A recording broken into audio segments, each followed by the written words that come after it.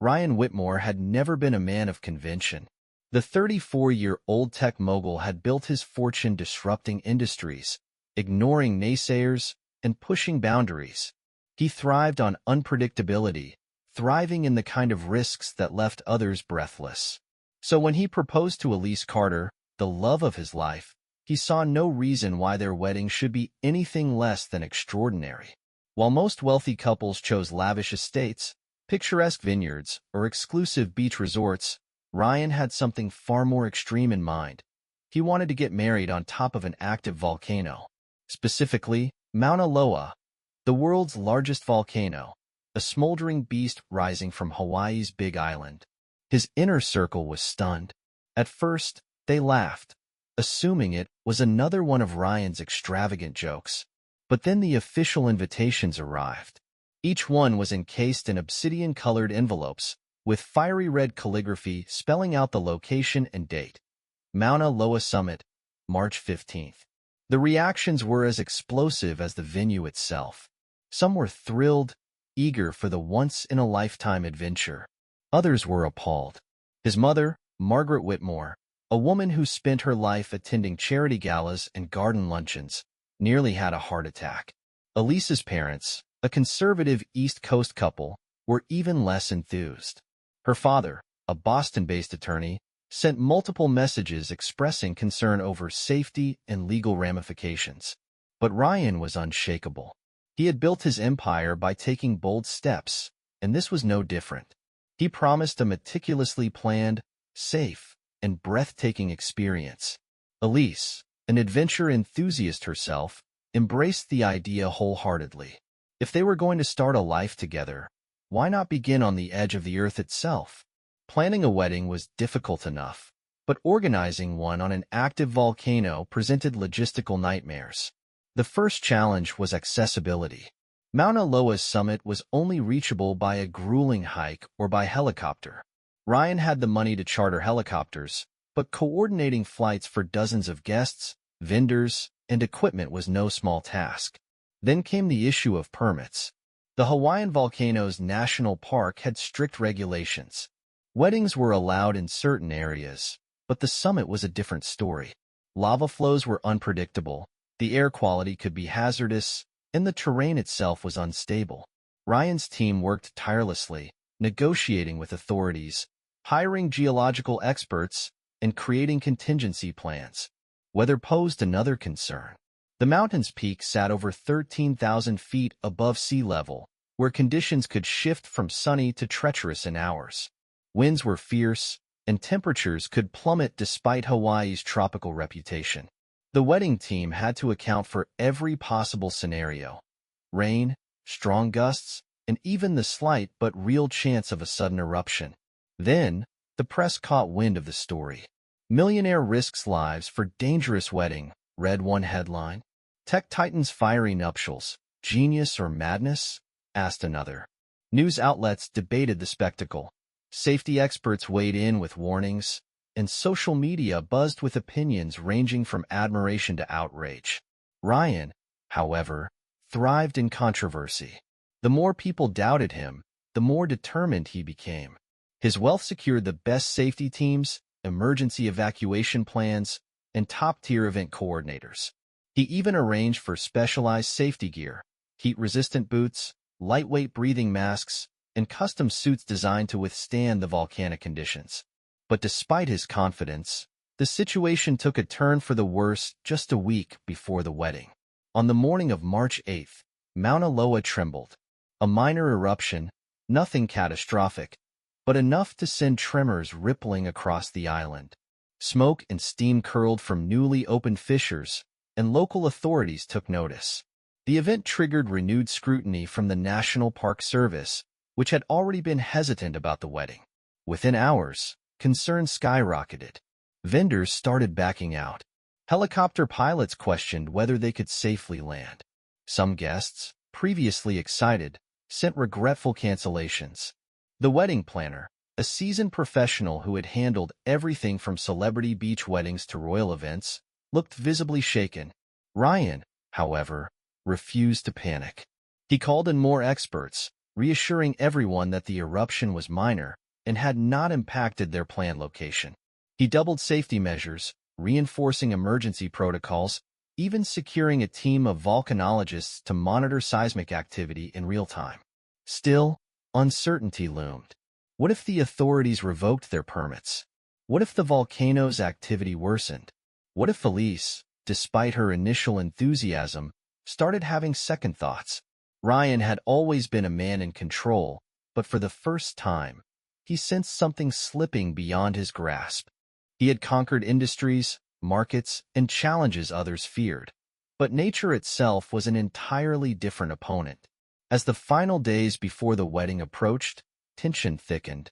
The world watched, half expecting disaster, half intrigued by the sheer audacity of it all. The guests who remained were either thrill-seekers or unwaveringly loyal. Elise, though supportive, grew quieter, her eyes holding an unspoken question. Had they pushed too far? But Ryan, ever the risk-taker, refused to let fear dictate his choices. He had set his mind on this wedding and nothing, not the press, the weather, or even the looming threat of an eruption, would stop him. Or so he thought. The days leading up to the wedding became a battle against time, nature, and bureaucracy.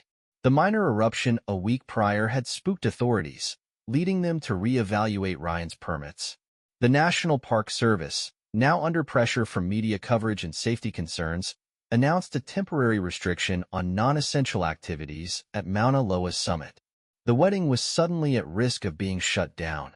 Ryan, however, wasn't the kind of man to let regulations stand in his way.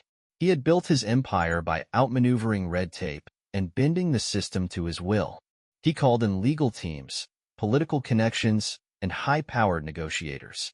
Arguments were made, assurances were given, and money, large amounts of it, moved through the right channels. The event was reclassified as a private scientific and cultural gathering, allowing it to proceed under heavily monitored conditions. But with the legal obstacles momentarily subdued, new problems emerged. Vendors who had initially agreed to provide catering, floral arrangements, and decor were now pulling out. Transporting delicate arrangements and fragile structures to an active volcano had never been a simple task, but the recent tremors had made it nearly impossible. Several companies cited force majeure clauses to void their contracts, unwilling to take the risk. Ryan's team scrambled to find last-minute replacements. Local Hawaiian suppliers stepped in, albeit with limited inventory. The elegant floral arches Elise had envisioned were replaced with hardier native blooms that could withstand the mountain's harsh climate. The elaborate multi-tiered wedding cake became a simpler but sturdier confection designed to endure helicopter transport. Every detail was being modified, compromised, or outright abandoned. Still, Ryan refused to accept anything less than perfection. He ordered a new cake from an exclusive Honolulu bakery, paying an outrageous sum to have it airlifted. A world-renowned event designer was flown in overnight to salvage what was left of the decor. Helicopters made multiple trips, ferrying equipment, furniture, and lighting rigs. Even with all these last-minute fixes, tension simmered beneath the surface. Elise, usually supportive of Ryan's wild ambitions, seemed increasingly distant. She had always admired his confidence, but there was a fine line between fearless and reckless. The stress of the mounting obstacles weighed on her, and for the first time, she seemed to wonder whether this wedding was more about Ryan proving a point than about their love. As the final preparations were made, an unsettling feeling settled over the team. The volcano, though quiet for now, seemed unpredictable. Scientists monitoring the site reported unusual seismic activity, nothing alarming, but enough to suggest that Mauna Loa was restless. Ryan dismissed the concerns. He had paid for the best experts, the most sophisticated monitoring equipment. If anything truly dangerous was about to happen, he would know. But doubt was beginning to creep into the minds of those around him. Some of the guests, already unnerved by the initial tremors, quietly canceled their attendance. What had once been an exclusive, high-profile event was slowly turning into a test of loyalty and nerve. The original guest list of 150 had dwindled to barely 90. Even among those who remained, whispers of concern spread. Was it worth the risk? Ryan's closest friends tried to reassure him, but there was no denying the shift in energy. The excitement that had once surrounded the wedding was now tinged with apprehension. By the eve of the wedding, everything was as ready as it could be. The ceremony area had been set up near the summit, with reinforced platforms to ensure stability. Seating had been arranged in a semicircle around the altar, with a breathtaking view of the lava fields below. Helicopters had been scheduled in shifts to bring in the remaining guests at dawn. But as night fell, a storm rolled in. Not a gentle drizzle, but a full-force, howling tempest. Wind speeds reached dangerous levels, sending unsecured equipment tumbling down the slopes. Tents were torn from their moorings, and thick fog blanketed the summit, making visibility nearly non-existent. The storm raged for hours. The team struggled to salvage what they could, reinforcing structures and securing anything that wasn't bolted down. The forecast had predicted mild conditions, but nature had other plans. By midnight, the wedding setup was in shambles. At dawn, the storm finally eased, but the damage was extensive. Chairs had been blown off the mountain's edge. The altar was barely standing. The lighting equipment was destroyed. Helicopters, delayed by the severe conditions, were grounded until further notice. Ryan, seeing the devastation, stood silently for a long time.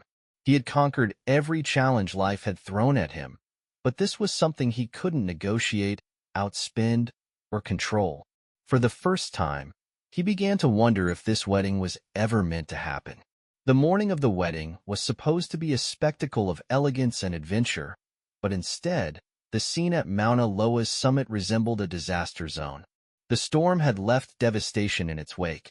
Shattered decor, scattered equipment, and a ceremony site barely recognizable from the polished vision Elise had imagined.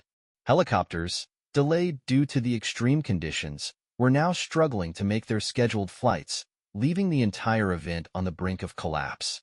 Ryan refused to let it end this way. He wasn't the type to admit defeat, not after coming this far. He called an emergency meeting with his event team, demanding rapid solutions. The altar, though battered, was still standing. It could be reinforced.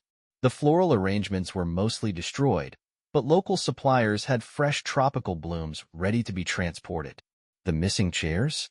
Replacements could be brought up on the next round of helicopter flights. If the sky stayed clear, the ceremony could still happen, albeit later than planned. Ryan threw money at every problem. More pilots were hired to speed up transportation. Extra staff was flown in from the resort to assist in setting up what remained of the event. The wedding was happening, one way or another. But even as Ryan worked furiously to salvage his dream, another problem was brewing. Elise was nowhere to be seen. While the team rushed to rebuild the site, she had retreated to her private villa at the resort, alone with her thoughts. The woman who had once been exhilarated by Ryan's ambitious plans now felt suffocated by them. She had always admired his confidence, the way he defied expectations and pursued the impossible. But standing on the edge of this moment, she questioned whether she had mistaken recklessness for passion.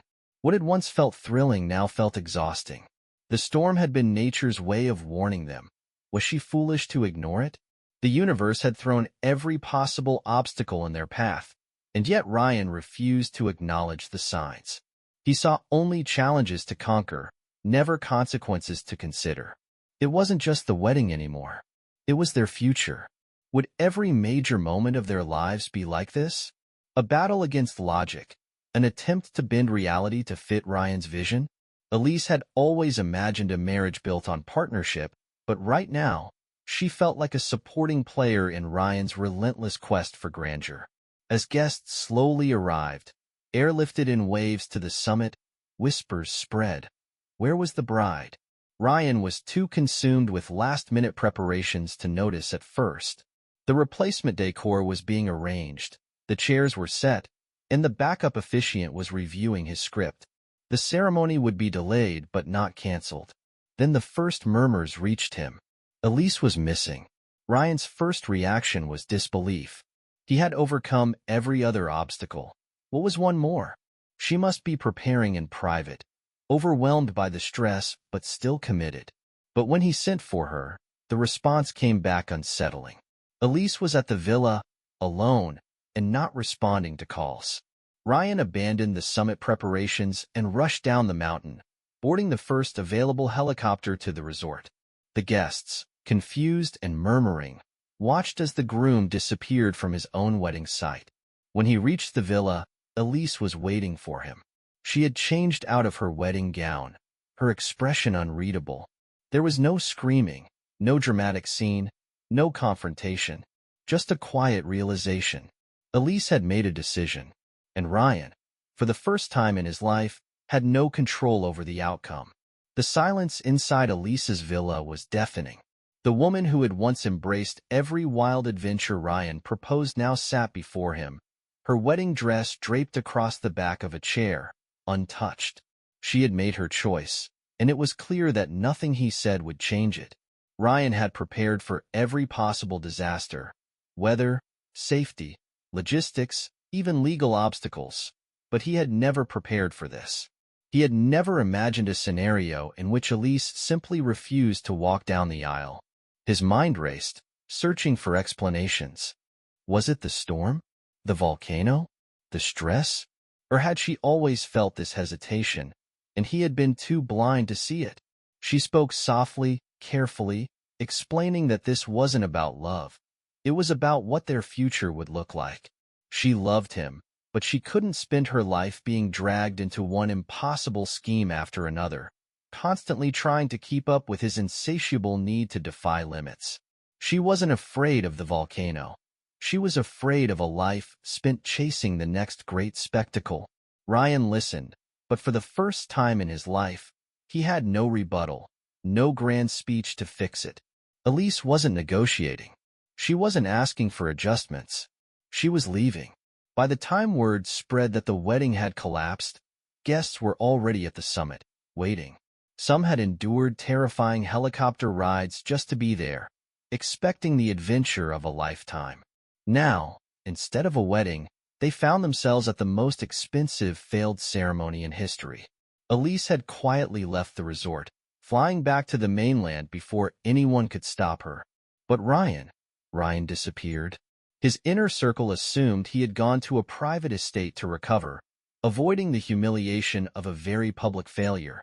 His closest friends scoured the island, expecting to find him drowning his sorrows in a secluded villa, waiting for the headlines to fade. But no one could find him. Hours passed, then a full day, then two. The last confirmed sighting had been near the summit of Mauna Loa, after his helicopter had returned from the resort.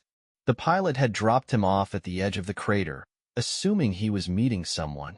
But no one had been waiting for him. On the third day, just as search efforts were intensifying, Mauna Loa stirred. A sudden, unexpected eruption sent tremors through the island, sending thick plumes of smoke and molten rock streaming down its slopes.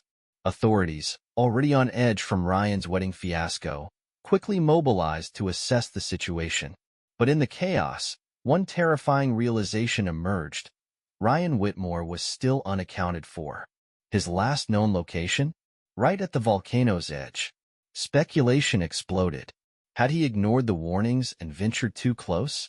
Had he lost himself in grief and made a reckless decision? Or had nature, the one force he couldn't control, simply swallowed him whole? Rescue teams scoured the area, but with the eruption worsening, there was only so much they could do. Lava had already consumed parts of the summit. Helicopters circled, scanning the terrain, but there was no trace of him. As the news broke, the world was stunned. The billionaire who had once seemed invincible had vanished, consumed by the very volcano where he had planned to celebrate his love. But then, just as the world began to mourn him, another twist emerged. 2 weeks later, long after search efforts had been abandoned, a small luxury yacht was found anchored off the coast of Fiji. No crew, no distress signals, just a single passenger on board, Ryan Whitmore. Disheveled but alive, he was found sipping a glass of whiskey, staring out at the horizon. He didn't explain how he had escaped, how he had traveled thousands of miles undetected, or why he had let the world believe he was dead. All he said was, "Some things are meant to burn." And just like that, Ryan Whitmore, the man who had built an empire by defying the odds, had done it once again. But this time, he had walked away from the fire on his own terms.